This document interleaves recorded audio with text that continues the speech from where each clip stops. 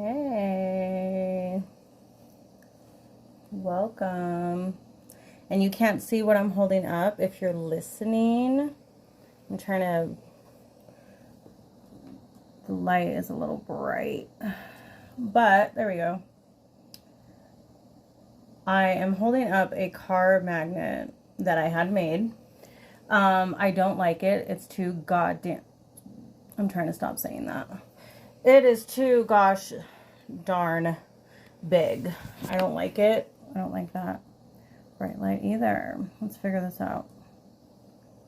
Maybe we just need to, I thought I had this all this figured out before I press play. But yeah, Vista prints, no shade. I mean, they did do what I asked. I just wasn't expecting it to be this big. Like, I thought it would be like a sticker, like decal that I peeled and put on my car, but this is a whole fucking magnet. A whole magnet. And so Tiger was like, we'll just use it in the podcast as like a background thing. So this is what we're going to do. We're just going to put it there. So it'll just, you know, be a prop. So, yeah. It'll just be a prop. So, 6th episode. I'm so upset still. If you guys follow me on Instagram, YouTube, TikTok, Facebook, you know that I was so excited because episode 5 has been my favorite so far. I just thought that, you know, I'm starting to get my rhythm. I don't know. I just thought it was a really good effing episode. And there was video to it, and I was super excited about the video. I'm making sure that it's recording now.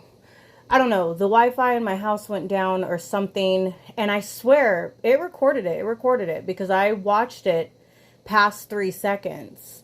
But when I went back to upload it a couple days later, there was only 3 seconds of it, and I looked everywhere, looked in all the files, couldn't find it, and I was like, shit. Because if you listen to the audio, I was talking about some books, like some shadow work books and healing books and astrology book. And I was, you know, holding them and showing them and like reading pages out of it. I mean, it can still resonate. You can still get something from it with just the audio, but the video with it, it just made more sense, I felt like. So, and then I also got a hat made. I just wanted to get one just to see. I don't like that the lettering is so small, but it wouldn't let me make it any bigger. Let me turn my lighting off really quick.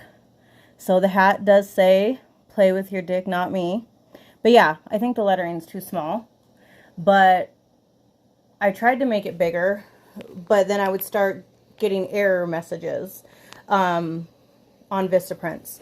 So I don't know if anybody wants to comment or shoot me a message if they know of other customization sites that I can try, because like I said, I'm still figuring this out, still new.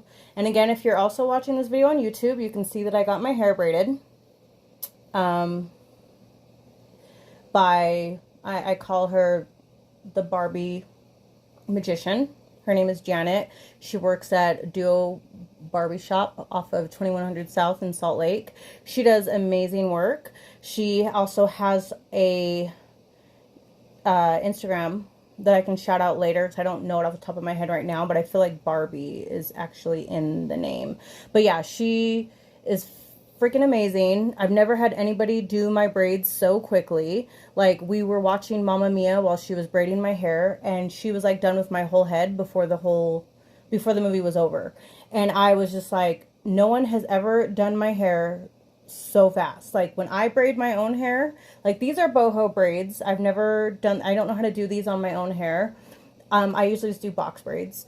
But when I do my own hair, I start at like 9 a.m. and I either get done around midnight, or I stop and then finish the rest the next day. When other people have done my hair, same thing. It takes all damn day, or sometimes I need a second day. So, I don't know. But I thought she was fucking amazing. She did a phenomenal job. I don't talk about my kids very much, but those of you that know me in real life know that I have 3 girls, 17, almost 9, and 5. And so I actually want to take my 17-year-old before she starts her senior year to get her hair braided by Janet. But yeah, if you've never been to Duo Barbershop off of 2100 South, like, definitely check it out. Definitely check it out. Hopefully I have the name right and I'm not promoting like the wrong business, but I swear it's like Duo Barbershop. But I will go back and look after I make this, and if I have promoted it incorrectly, I will fix it in the comments, because obviously I want to shout out people correctly. But I don't know, I have a really shitty memory these days, but I'm pretty sure it's like Duo Barbershop. I might be missing a word though, but I will definitely correct it in the comments if I have it wrong, because I want to give people their credit and correct shout out, you know, because I obviously wouldn't want people walking around being like, oh, you should listen to Play With Your Clit, not me, or something. I wouldn't want, you know, because they fucking have my podcast wrong. So, I was stuck in traffic for a few hours today. I guess it was a horrible accident. I hope everybody's okay.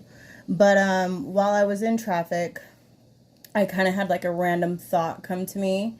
And cause I used to find it really kind of cringe, kind of weird when people would like outwardly announce when they help somebody. Like, oh, I just, you know, gave a homeless person a bunch of money today, or I just did this, I just did that. And they feel the need to like tell people about it because they want people to be like, oh, that was so nice, you're such a good person. And I used to like feel like, just do something nice for people. You don't need to announce it to the whole world. Like, are you doing it for you, or did you do it for that person? And I used to think it was like cringe. But over this past year and going through like my healing journey and stuff, things that I used to believe or think, or morals I used to have, or opinions, they've drastically changed. And I feel like I carry more grace, more understanding, more patience for people. And I just have a wider perspective and think of things differently. And so I kind of had a thought in the car, and I was like, well, maybe these people are out really telling people that they're a good deed because they're hoping that people will pass it on. They're hoping that it'll grow and that other people will also do something nice for somebody else. And I was like, yeah, that's a good way to look at it. So, because I've always loved those videos of like the people that have walked up to somebody that was like down and out, and they're like, hey, like, would it help your day if I gave you like $2,000? And like the person's like crying and they hug, and you know, the person may go an extra mile and give them some clothes, or, you know, help them find a job or get a place. It's awesome. Those videos always make me cry. So I've never found those like cringe or anything. And I always loved how those kind of caught on and other people started doing it. Like people would post about how like somebody came into a restaurant and tipped them like $1,000 or something. And, you know, they might end up on the news or something. And then that grows, and then other people do it. And so that's where my perspective changed, where I was just like, no, it's totally okay if people want to announce to everybody or put it on social media that they did something charitable for somebody that day. It's even if it is for them, even if they do need to be told like, oh, you're such a good person, that was so nice of you, so what? Like if it makes like other people, oh man, my light turned off. If it makes other people then want to do something good, then like good, mission accomplished. This is what happens when you don't charge stuff. It's probably going to shut off again, so I might just have to like adjust this. Yep, that's okay. Oh, that's as bright as we're gonna get her today. That's weird. Anyways, yeah, that's my fault. I should have charged her. See, look at me all unprepared. Yeah, let's see, maybe I can, girl, get it together, Anyways, I swear my sunshine goes brighter than that, but that's okay. That's okay. So anyways, yeah, it was just a different perspective on things. And so I like that when I just have like random little things that pop in my head. that are like, hey, you know, look at this differently. So yeah, I was kind of racking my brain all week for some topics, but before I get to that, guys, Halsey. I went to Halsey on Tuesday, and it was fucking awesome. She snatched my entire life. If you went, you understand. So, I never got to go to concerts as a kid. Whatever. So, as a 37-year-old woman, it's just something I do now. Something I do now. It's something that I've been doing lately. So I went to LMA with one of my best friends, Chelsea, a couple years ago. That was fun. I love LMA. If you don't know who she is, check her out. She's amazing. She's this adorable British singer. So stinking cute. And that was at the Depot venue, I think. That's next to the Gateway. Either the Depot or the Complex. I don't remember. And then I went to Jelly Roll and Post Malone in April. That was amazing. But Halsey, I went to on Tuesday. That was at USANA. I had major fucking anxiety prior to, because I have never driven to a concert myself, and I was scared of the parking situation, but we were good. We went a little early and we figured it out. But after the concert, I feel so bad I have awesome friends, and they were like, it's okay, it's totally fine. We couldn't find my car after the concert, so we walked the parking lot for like an hour looking for my damn car. But we eventually found it. But yeah, Halsey has been such a voice for me, specifically this last year, with the like state I've been in,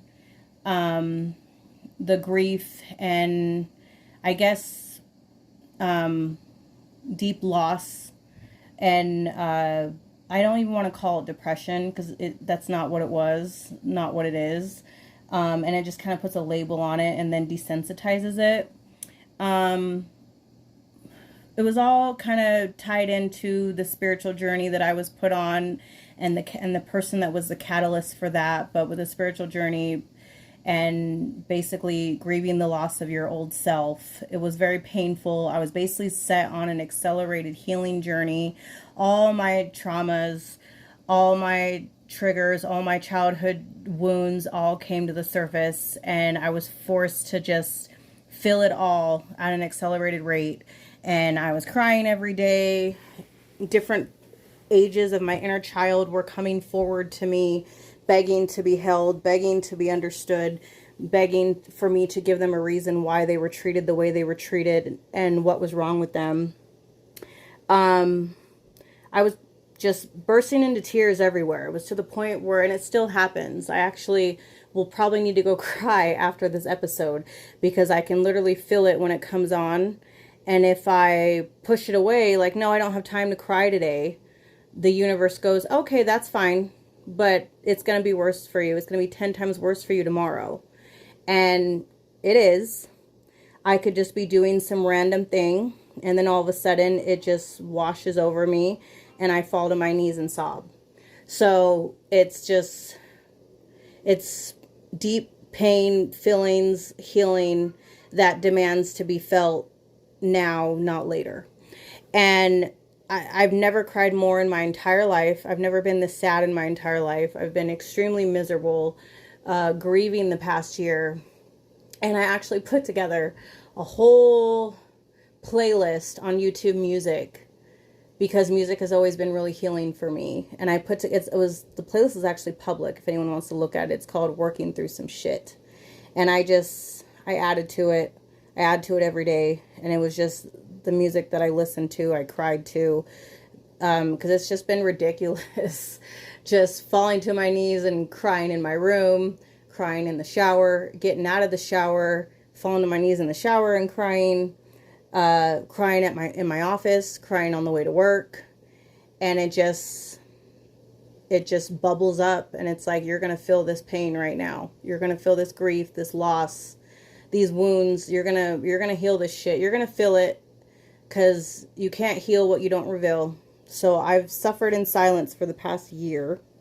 And then I got to the point where it just wasn't serving me anymore, you know? And so I'm now trying to heal out loud and talk about it. I may not share all the aspects of it. It depends on who the person is. Because a lot of people just won't understand. They won't get it, especially if they've never been placed on a spiritual journey. They absolutely just, it won't resonate. It won't make sense to them. Even if they are familiar with the terms and the kind of journey that I'm on, you can't really understand unless you're living it. But I'm still working through it. I kind of feel like I'm going through like a butterfly transformation. I actually heard a poem the other day. It was a woman on TikTok, and it resonated and hit so hard. She was talking about grieving the loss of her soul and how painful that had been for her. And does she send congratulations or condolences to someone that is still alive, but you're grieving the loss of them? She basically was talking about grieving her soul, which is very similar to what I was going through. And just kind of going through a butterfly transformation and coming to know her new self, and just how painful that whole process was. I'm not entirely sure where in my own butterfly transformation I am at this point, because I can tell you that I'm fine, and maybe the past few days I have been fine, and then there's a shift, and for the next week I might be sobbing every day. I might be kind of sticking to myself. The emotions might just be very heavy, because it comes in waves. And if I don't, like I said, if I don't feel it, it's 10 times harder the longer I put it off feeling it. And it hurts and it's painful. There are times where my chest hurts so bad from sobbing so hard. I think to myself, this is it. This is when I die of a broken heart, right here in my shower. I'm going to drop dead. Or I feel like if I went and got my heart checked at this point, the doctor would be like, you have some heart damage. Like, what is going on with you? Like, I've actually considered going to a cardiologist for him to look at my heart and see how much I've damaged it, with how much and how hard I've cried so many times this past year.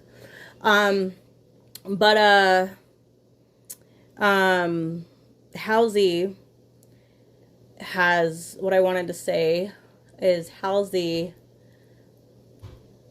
her music has really been there for me. Really been there for me.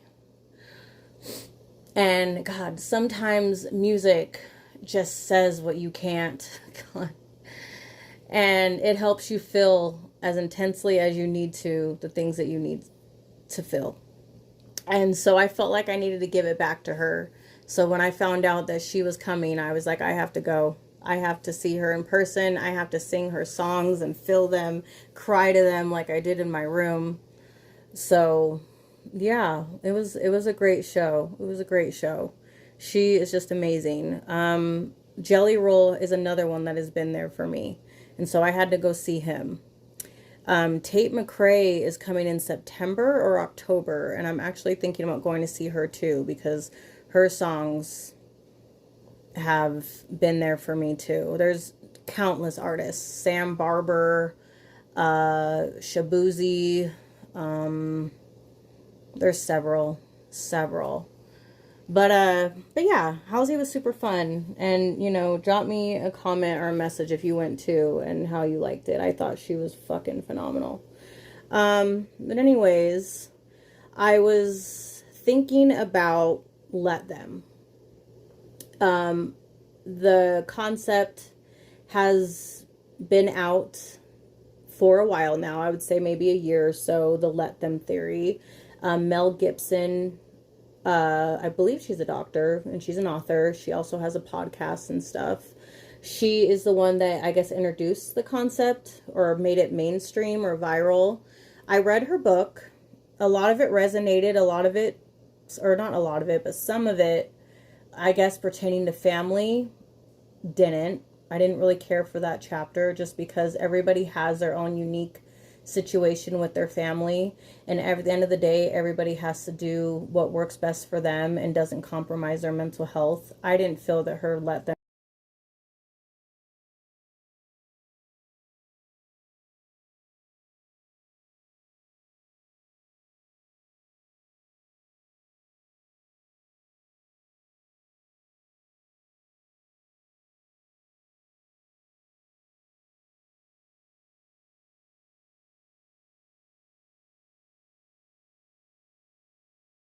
back about how kind of within this last year, I don't know if it's a spiritual gift that has come to the forefront for me, but I think it's awesome. And I think if more people saw other people this way, there'd be less hate, less violence, less intolerance for others, less just people being mean. If we looked at each other this way, and I feel like there'd be more patience and more grace. So I see inner children running around everywhere now. That's one of the things, I guess, gifts that I've developed on this healing journey of mine, is that when people are yelling at me, I work in a people-based type job. So I do have people that will lose their shit and yell at me. And when this has happened, or when anybody out in the world has been rude or yelled at me, my old approach would have been to, depending on if they triggered me or I felt like I was being attacked, my approach would be to yell back at them, to get defensive and maybe match their energy, which is not good, especially if they're screaming. Because it doesn't work if they're screaming and then you're screaming. Don't match their energy. Instead, try to bring that down, because you're not going to get anywhere, two people screaming at each other. But I get it, especially if you're feeling attacked or triggered, because I used to be reactive in that way. Because who wants to be disrespected? Who wants to be yelled at?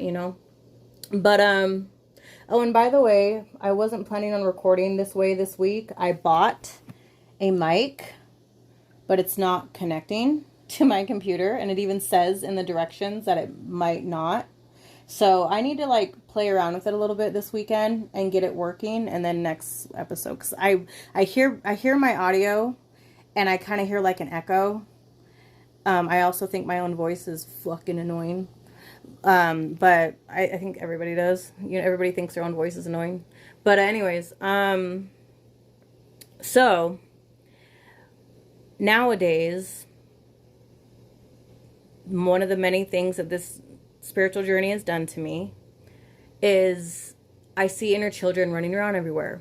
So when people yell at me, or people are in their feelings and they're being reactive, I don't feel the need to react anymore. I don't feel the need to match their energy and get mad or get upset that they're in my face. Because when they're yelling at me, no matter where I am or what the situation is, I just see their inner child come forward. And their inner child is saying to me, I don't feel heard. I don't feel listened to. I don't feel seen. I don't feel like I matter. And it's helped me have patience and grace for people. It's helped me be more understanding and remain calm. Because who's going to yell or be mean to a child? So when I see their inner child coming forward, and then I feel that energy, I feel that hurt, I feel that I don't feel heard, I feel that whatever the inner child is trying to communicate to me, I feel that energy. And it helps me better handle the situation and help this person calm down. And I think it's an amazing gift, skill, whatever that I've acquired. And like I said, I think it would be amazing if everybody started to see other human beings that way. I think there would definitely be less violence and less fights and all of that, and less, things escalating.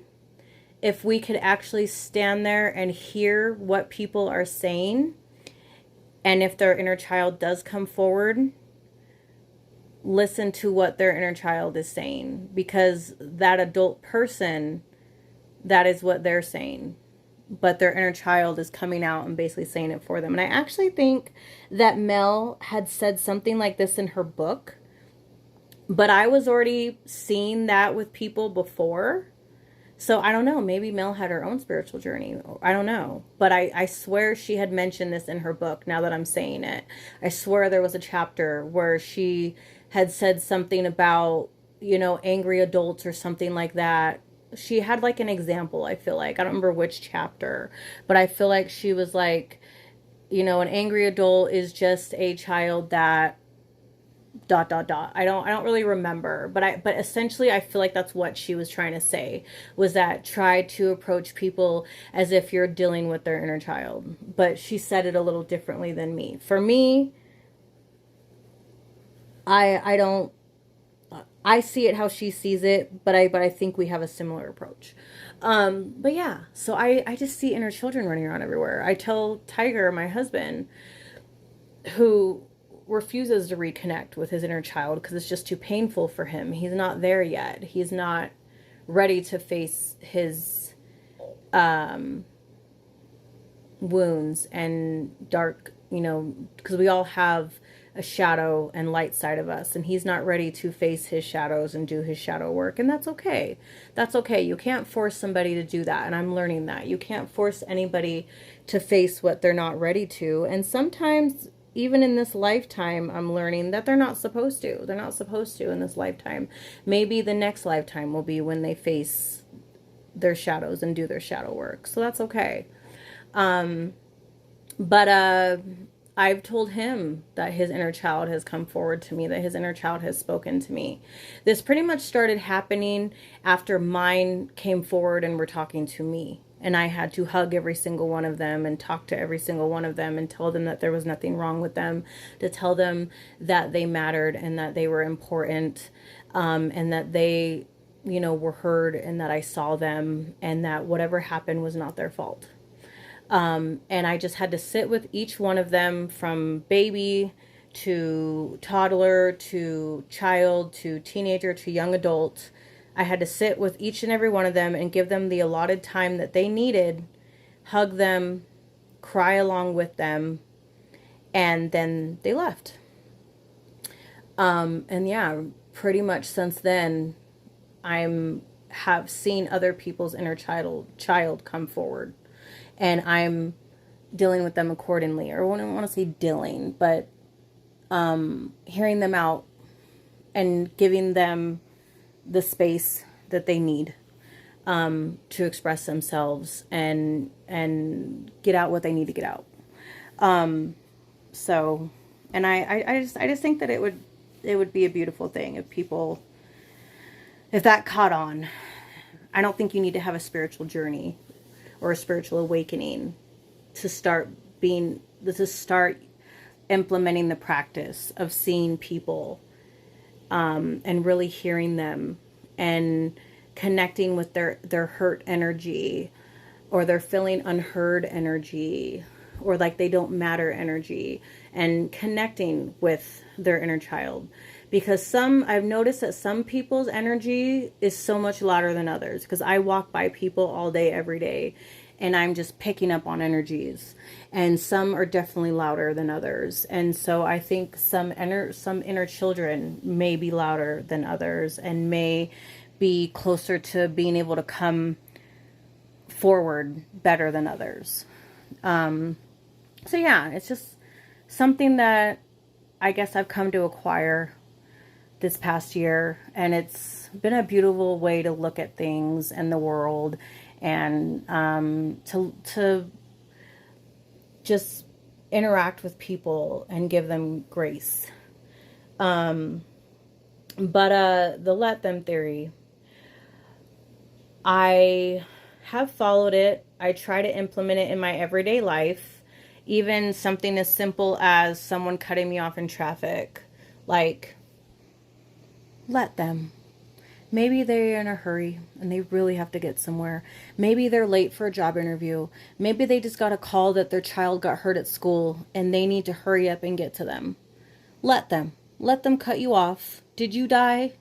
No, you're fine. Yes, it was a little annoying because, I mean, it could have caused a crash, but it didn't. Let them.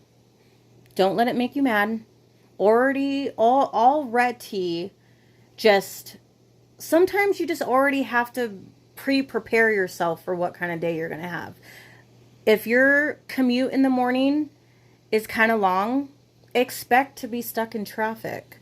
Expect that there may be traffic. Expect that there may be congestion. God forbid there may be an accident. But expect all these things. Hope for the best, but expect them. So if they do happen, you kind of already prepared for it. Because, like, all you're doing is robbing yourself of, like, good energy and positivity when you spend that time being annoyed or having road rage. And so, again, I resonated so much with Mel's book. And so I implement, and, you know, reading it was like, yes, yes, yes, yes, Mel, yes, snatching my whole life, girl, yes, you know, because it was either already something that I agreed with, or something I was already implementing, or something that I was like, right? Yes, I'm gonna start putting that into my own life and utilizing, you know, that every day. And it does help. It does help. And so I think that she's done remarkable work with this let them theory, you know, and it was so needed. It was so needed by the world, I feel like. So she deserves all the accolades, absolutely, and all the praise. But I will say there's one thing, or one person, I should say, that the let them theory has not worked on for me. Maybe it's because of the connection we have, i.e. spiritual connection we have, but the let them theory has not worked for me in that way. Like, if you've seen the video of, why am I so horrible with names? Lauren Spencer Smith. I'm so horrible. What is wrong with me? I'm so bad with names and remembering titles and crap. I listen to her music every day. She's another one that her music has been giving me life and helping me through. We'll just say Lauren Spencer, because for whatever reason, I can't remember her third name. It's so embarrassing. This is my memory, guys. It's more so my anxiety. This is how my anxiety is set up, is that when I can't remember stuff like this. It's awful. She has like a short, she has like a reel, a TikTok or whatever, where she's like, the let them theory is not working right now, Mel.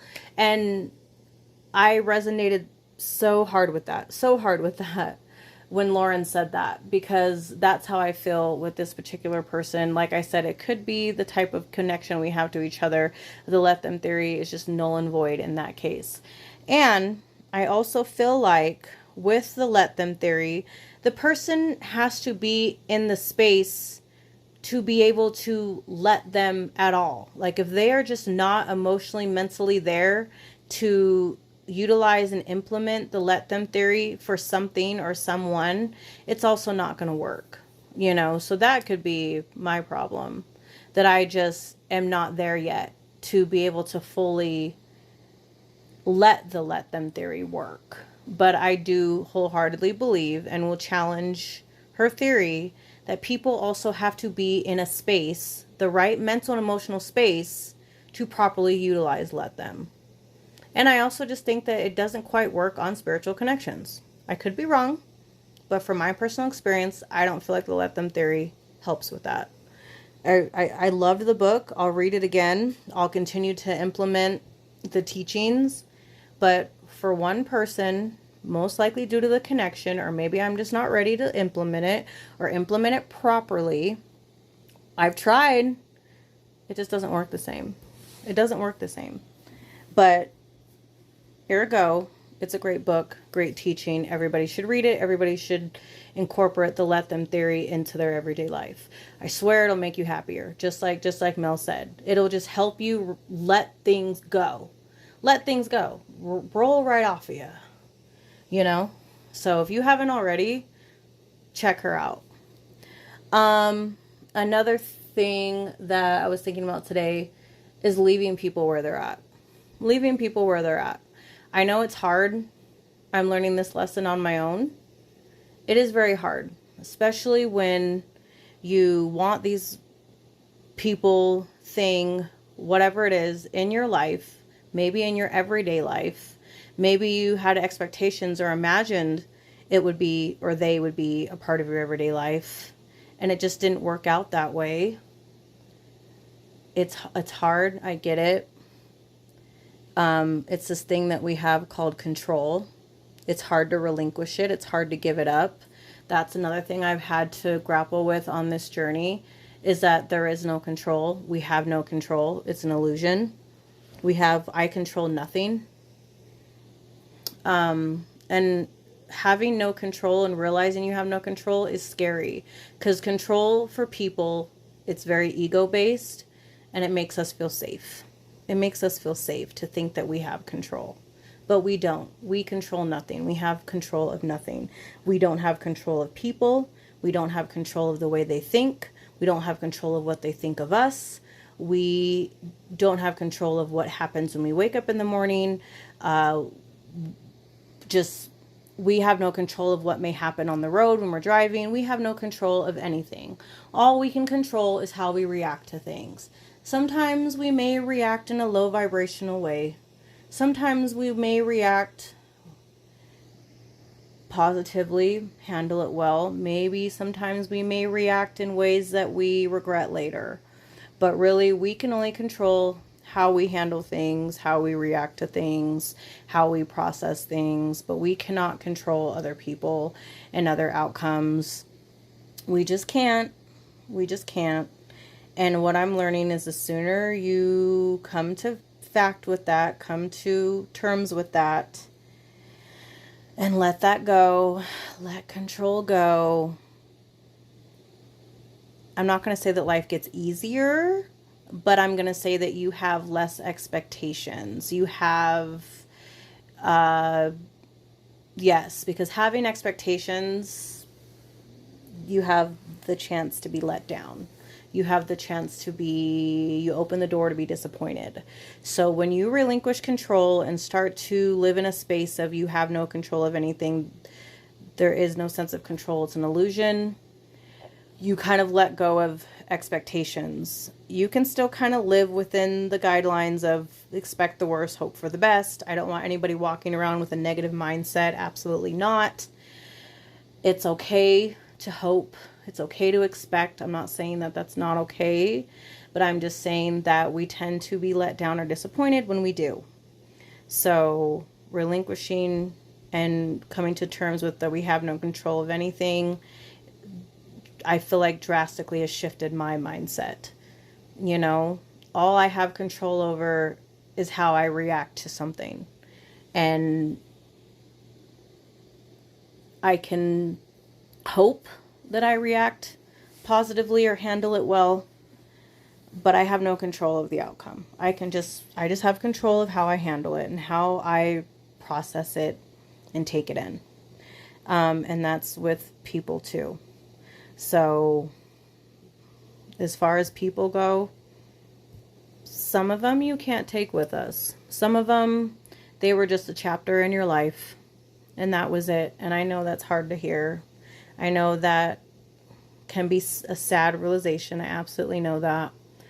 Because there are some people that we never thought in a zillion years that they'd ever leave our life. We never thought that we'd only have a little bit of time with them. We never thought that, you know, we'd go from strangers to friends, friends to strangers, whatever, you know, back to strangers again. We never fathomed that. We never considered that. But you can't chase people. You can't force people to be in your life if they don't want to be. And it just breaks you down. You should never have to chase after anybody. You should never have to force anybody to be in your life, to love you, to care about you, to reciprocate the love that you are trying to give to them. We just can't. We can't. And I feel like as much as you may want to try, you're going to someday probably harbor resentment towards that person, or even resentment towards yourself. Like, why did I put myself out there in that way? Why did I risk it all? Why did I go to that lengths to make somebody love me and make somebody stay when they never appreciated me, never saw me, never valued me, never loved me, or matched my energy, my love, you know, like, it sucks. It does. It really does. I know. I'm sorry. But I think it's a much more beautiful,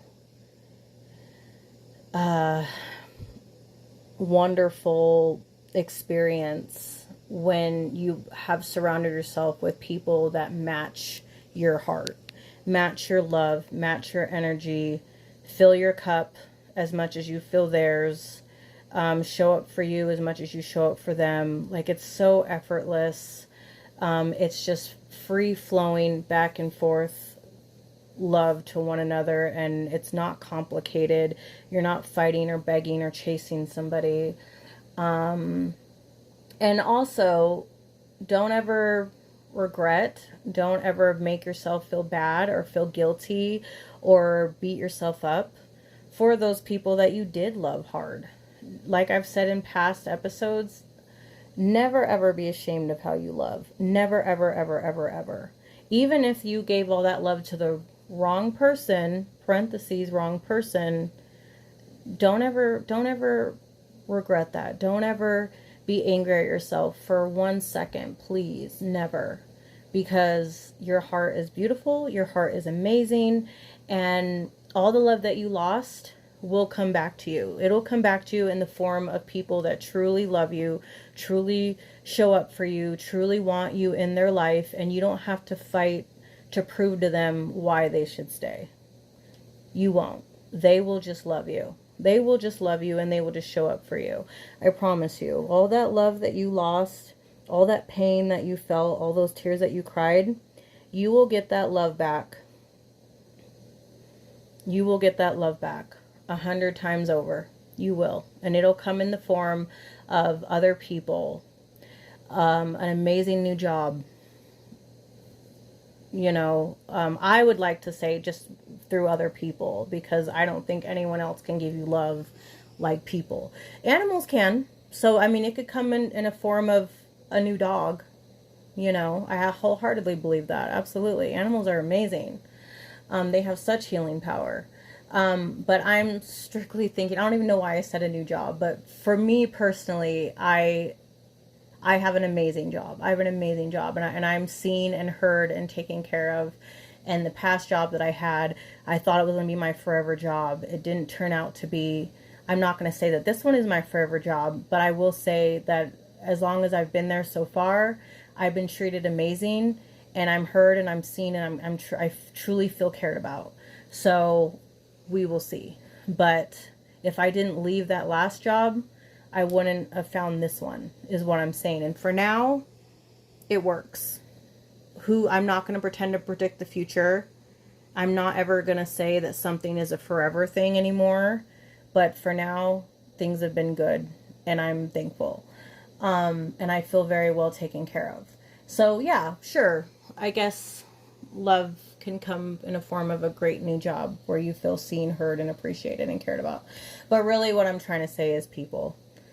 All the love that you felt that you quote unquote lost, you didn't really lose it. It'll come back to you. It'll come back to you, absolutely. So please, not for 1 second, ever feel bad or feel like you did something wrong or feel like there's something wrong with your heart, because your heart is beautiful and it's lovely and it's amazing. And I'm so proud of you that you have the capacity to love so hard and love so deeply. It's, I think, an amazing thing, and the world needs more people like you. If you have a big, amazing, beautiful heart and just want to give love to everybody, like, the world absolutely needs more of that. But yeah, sometimes you just gotta leave people where they are. It sucks. It really does. It's one thing that I really hate hearing, but it's so true. Another thing that I really hate hearing is the trauma wasn't your fault, but it's your job to heal. Something like that. I've always hated that. I've always hated that saying, because I'm like, why is it on me? I didn't ask for that. I didn't ask to be treated the way I was as a child. I didn't ask to you know, be you know, mentally, emotionally, occasionally physically abused. I didn't ask to feel, you know, ignored, not heard, feel not cared about, not loved, feeling inferior to my sister, feeling inadequate, feeling made to feel stupid all the time. Like, I didn't ask for those things, so why is it on me to fix it? It just is what it is. It just is what it is. It's not fucking fair, and I'll never say that it is. It's not. But it's just something we gotta do. It's just something we gotta do. So, I'm going to end it here, I think. I thought I had like a high note I wanted to leave it on, but it just went out of my mind, so maybe I'll add it in a later episode. But I love you. You're amazing. You matter. I'm glad that you're here.